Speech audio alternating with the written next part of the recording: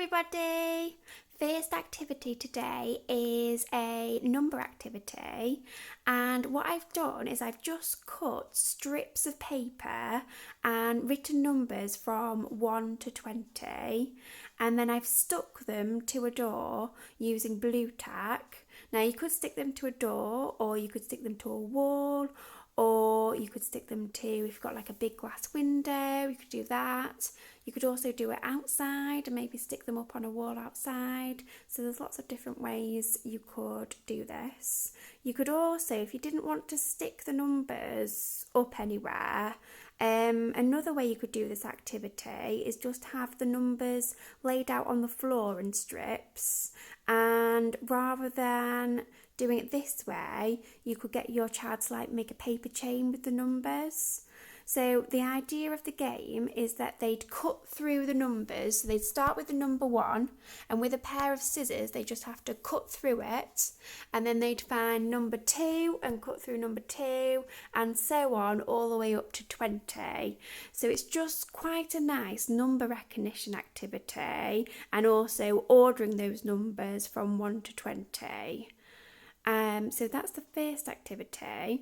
You could also do this in multiples of 2, 5 or 10. So I'm just going to quickly show you. I've done this activity in multiples of 2. So I'll just quickly show you the other door that I've stuck these on.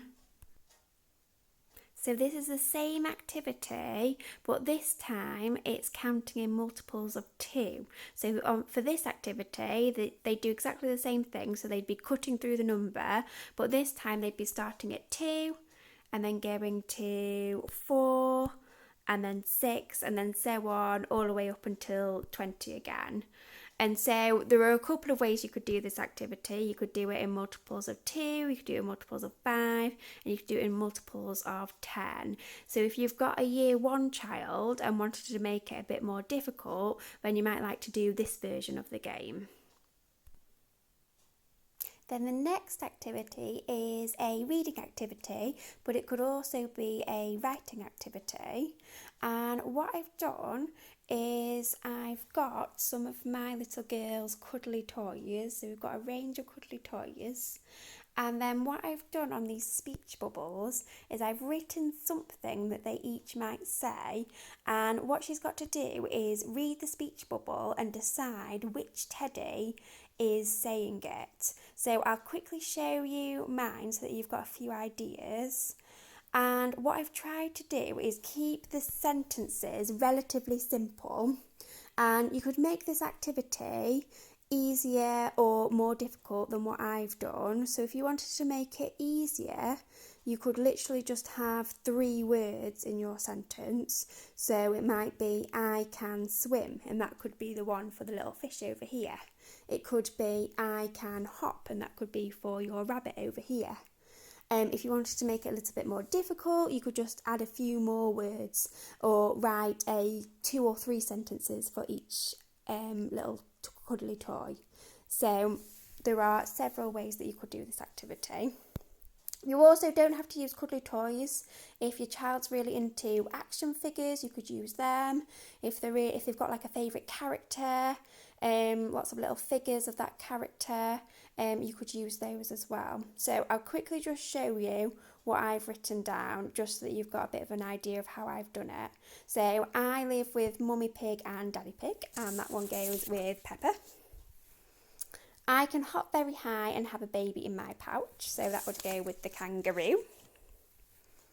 I like to swim with my friend Dory, would go with our little Nemo over here. I love you to the moon, that would go with our rabbit over here.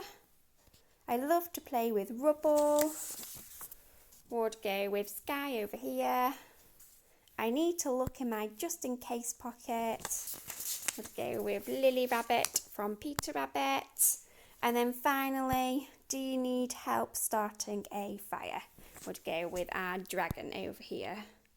And then what I've also done is I've just got some blank speech bubbles, and I thought what I might say is once she's completed the reading activity is if she would like to, she could write some more of her own. So she could do a bit of writing and think of some other sentences that they might say. But what I will do with this activity is I will just leave it out, and if she chooses to do it, then she can do it. But if not, I'm not going to make her sit down and do it. So it's just there to do if she would like to.